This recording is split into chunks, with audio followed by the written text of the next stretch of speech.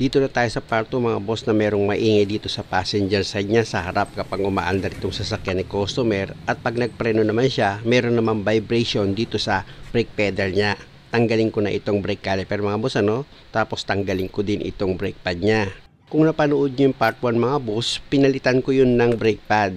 Siyempre, ganun din dito sa driver side, papalitan ko rin yan. At kung makikita nyo itong brake pad niya mga boss, medyo makapal pa siya, pero dun sa kabilang side mga boss, hindi pantay yung pudpud niya, kaya pinalitan ko yan. Tapos tatanggalin ko itong boot ng brake caliper holder para itong loob ng brake caliper holder mo, yung pinaglalagyan ng sliding pin bolt, malinisan ko yan. Kinalawang kasi yung loob nito mga boss, kaya yun ang pinanggalingan ng pagtigas ng sliding pin bolt, kaya hindi makapaglaro ng maayos itong brake caliper. Pati itong sliding pin bolt mga boss, kung makikita nyo, nilinis ko rin yan.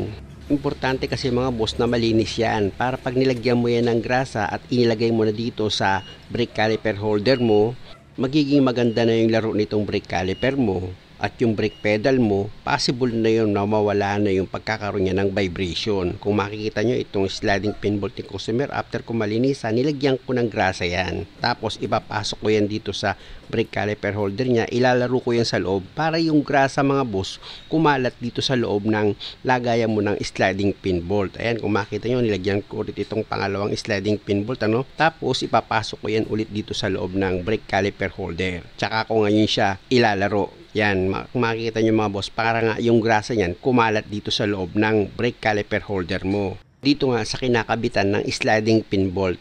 At kung makikita nyo mga boss, maluwag na siyang gumagalaw dito sa loob ng brake caliper holder. Dahil okay na, dito naman ako ngayon sa rubber boot. Pupunasan nyo lang yan mga boss para mawala yung kumapit na lupa-lupa yan, o kaya kung meron siyang tumigas na grasa, tanggalin nyo lang. Pag malinis na siya, ilagay nyo na siya dito sa brake caliper holder. Tapos isunod ko nang ilagay itong brake pad.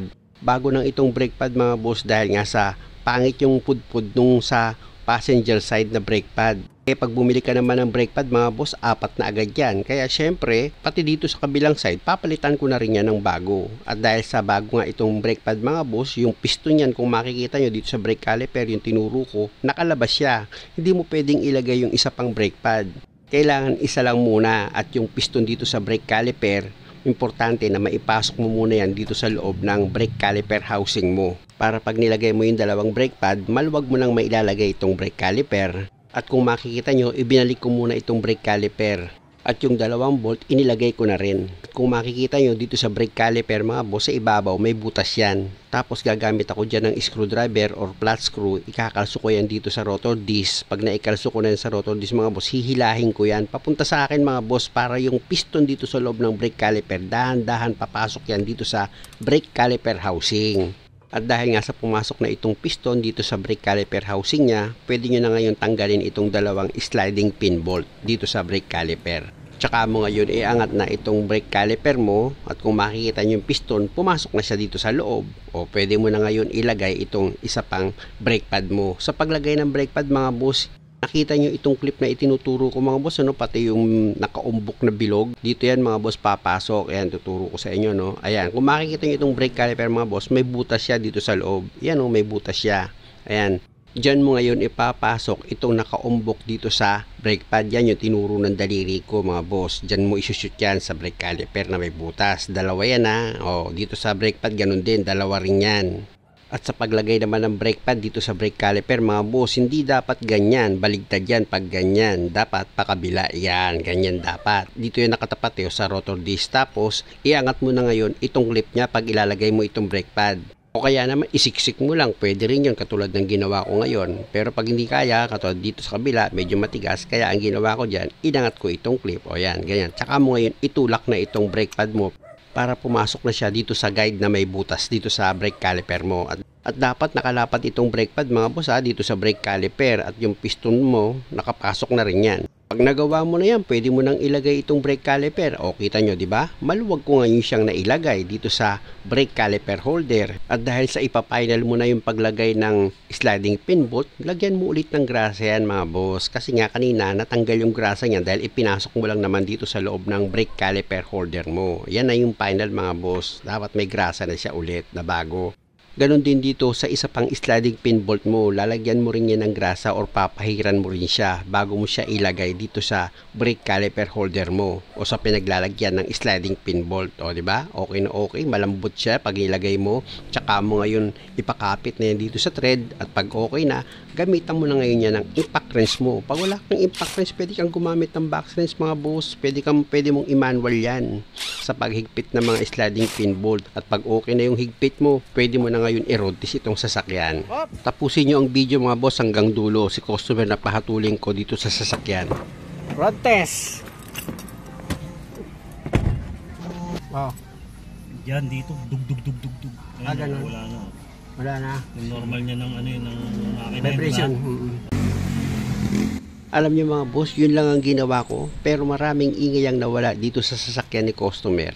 Yun ang mga sinasabi niya mga boss habang nagro-road test kami dito sa sasakyan niya. Dahil lang yan sa sliding pin bolt. Yung maingay. Wala na rin. Hindi, yung problema mo talaga. Yung sa preno. Doon tayo sa problema mo. Siya nga pala mga boss, huwag nyo naman sanang kalimutang mag-subscribe sa channel ko. Kasi pag pinipreno ko pala ng ganyan, dug na yan. Gumagano na yan? Oo, tapos yung pedal, dug na. May nginig na gano'n. Oo. Oo, ayan, wala na. Smooth na ulit. Smooth na siya ulit. Kaya kayo, alam nyo na kung saan. Tsagain nyo na lang kahit malayo. Talaga makukuha yung sira, no? Okay na talaga. Nawala. Ano yan, ganun talaga yung pinaka-problema ko.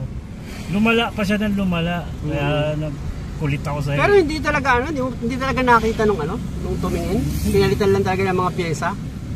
Tapos balak niya pang palitan yung sa mga dito, steering, lock-in. Naku po. Oo, yung kinakabitan nun. Kaya nga yung rocket pinion. Oo, yun. Paku po. Balak din pang balak pa. Kaya sabi ko, wala akong budget pa eh. Pirate lang muna, sabi ko ganun. Yung tayo sa dulo sir, mag-u-turn.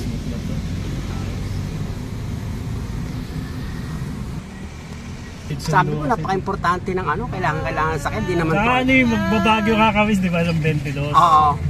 Sama ko kasi buong pamilya. Ngayon, siyempre, kinakakabaka pa si Mrs. na.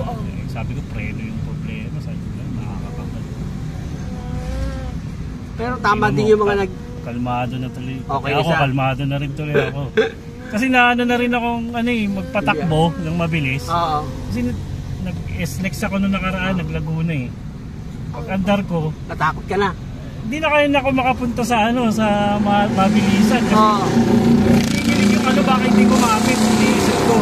Yung ganyan, yung mga ganyan lang. Pag nililiko mo lang? Nginig na yun. Dagdag na. May ganun na. Sabi ko parang idle, ganun. Ngayon yan, wala na. Kaya na, napagastos ka muna bago tayo nakita. Ganun talaga lagi. Ganun talaga nangyari sa akin. Hindi mo nakapanood sa mga video. Nagastos muna siya bago kami nagkita eh. Sabi niya sa akin ng customer, kaya rin, bago mong binaba yung transmission ko, napagastos na naman ako. Pasensya ka na. Kaya ako uminto muna doon sa pinagagawang ko.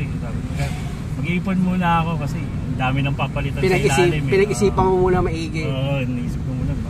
Sabi ko, sa'yo ko na lang muna siguraduhin ko. Pero nga sir, okay na yan. Okay na. Okay, maraming salamat sir.